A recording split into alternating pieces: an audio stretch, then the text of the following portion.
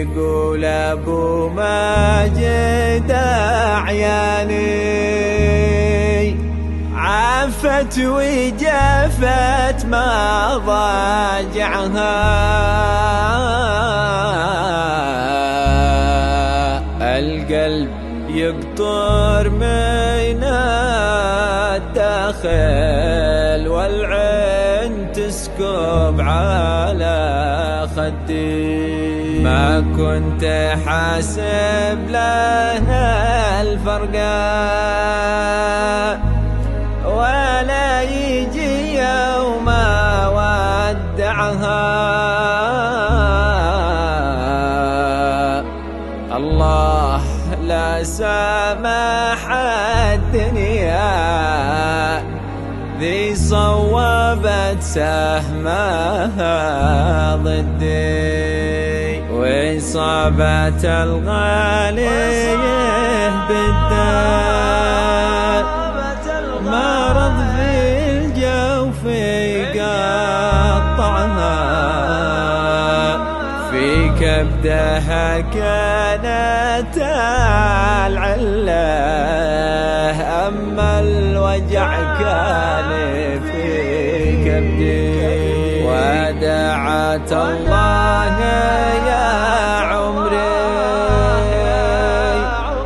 يا رب في الجنة ارفعها، محد على ظهرها باقي أعمار الأيام وتعدي. هذه المرثية كتب كلماتها أبو ماجد قاسم محسن الشمام في زوجته المرحومة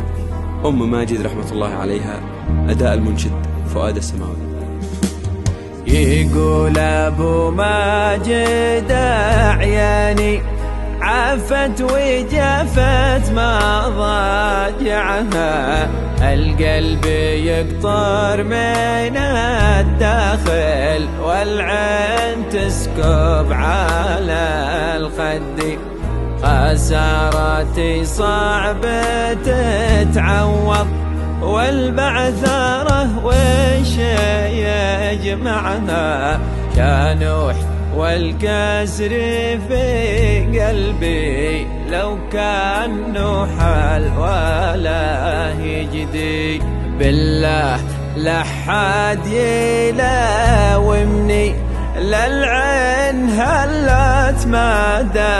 دمعها، ضاقت في عياني يا الدنيا يا لهف نفسي ويا وجدي، شريكة العمر